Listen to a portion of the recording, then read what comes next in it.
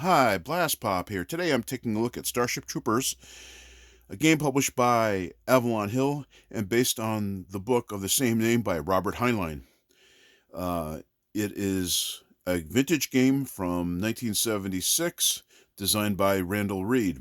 Comes in a standard Avalon Hill size bookcase box, and this game is much older than the relatively more recent movies and is based on the book and not on the movies, which used a version of the histories and so on that and combats that were not based on the book but more stylized and idealized to be more favorable for Hollywood purposes. Let's put it that way. Needless to say, I'm not a fan of the movies. Your mileage may vary.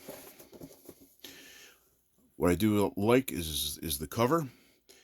It's like a 1950s stylized cover that's idealistic and almost possibly a recruiting poster. Also is included is a rule book. It's a fairly short rule book, but contains an awful lot of rules and done in a rather simple sort of way.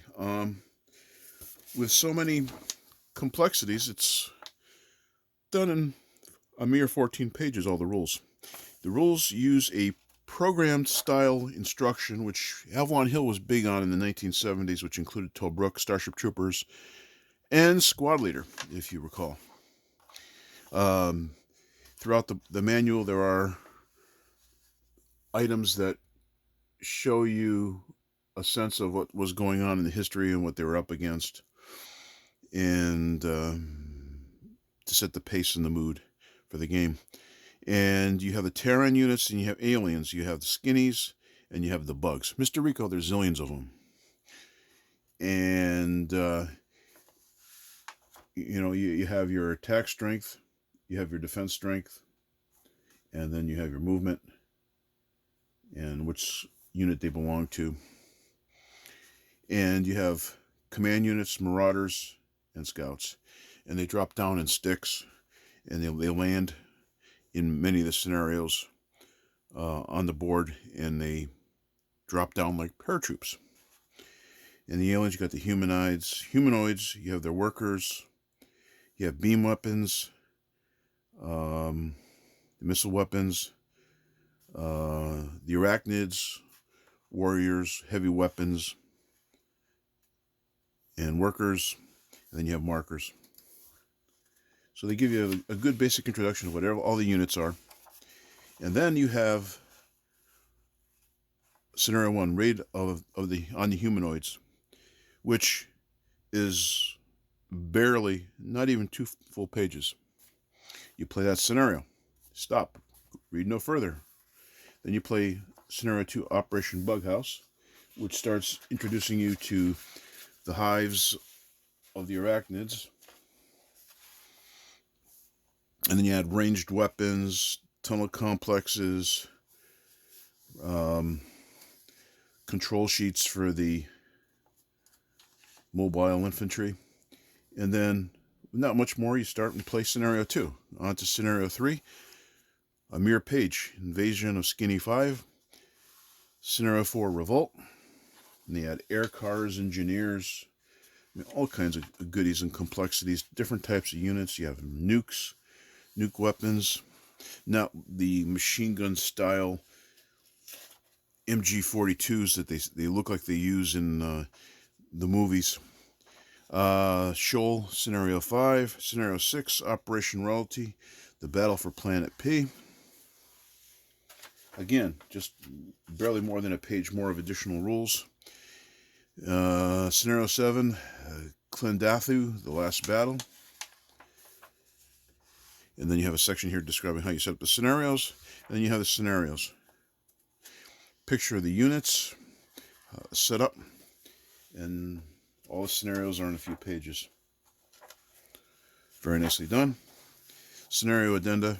If you want to add the later rules to the earlier scenarios, you want to play them with the full set of rules, it tells you how to do that, what it does to give you that capability.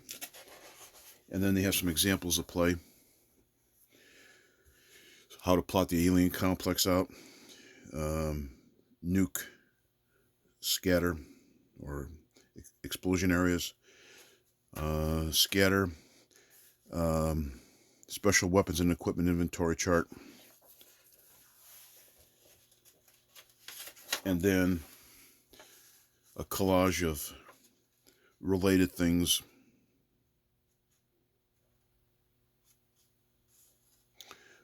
To the histories, and it continues on the back page.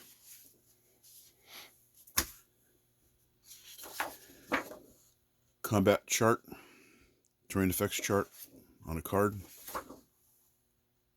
Sorry about the shadowing going on here.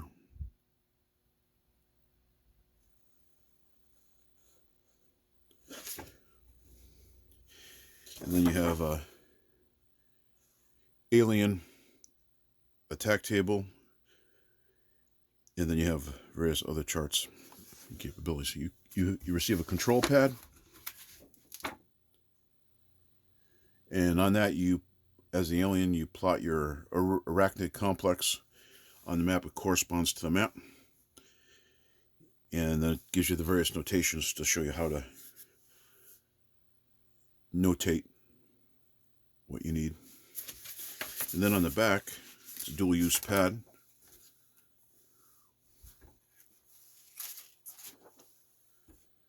You have the Terran control sheet, which basically keeps track of the squads, the sections, and the platoon,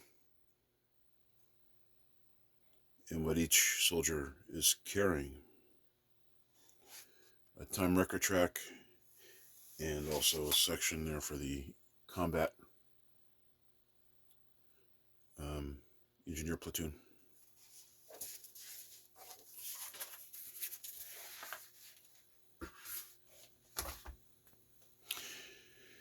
Unpunched counters. I have played this game in the past, and I've got that copy hanging around here somewhere. This one somebody gave me, so they weren't interested, and they passed it along to me. So much as they were illustrated, you got your mobile infantry, you got your leadership, you got your scouts, listening devices, air cars, engineers, damages. They are sort of back colored with very little information on the back except for some of the status markers. It's a thin core brown, traditional for the era when this was originally published, and these are about ready to pop out. And the most colorful units, in my opinion, in the game, and the most interesting, are the bugs. You've got two complexes, so you got a darker and a lighter cherry sort of color, or maroon, and then you got the humanoids, which I found kind of boring to play. But they're still there. And again, back printed. Now the map. Map looks kind of painted, at least in areas here.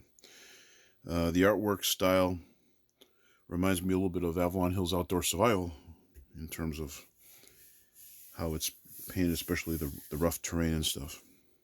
Over here is a spaceport, and then a city, and some roads,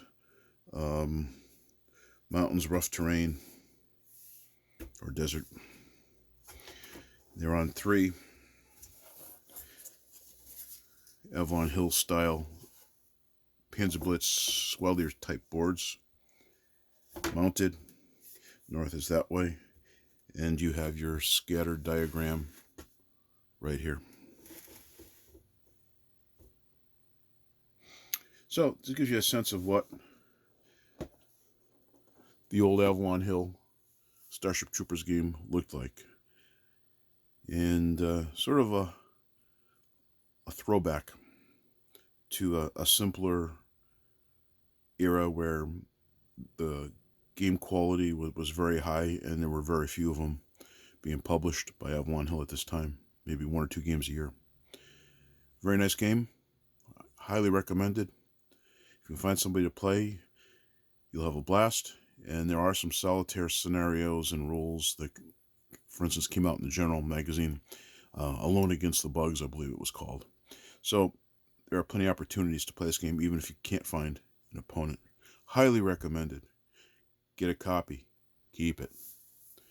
Anyway, please like, comment, and subscribe.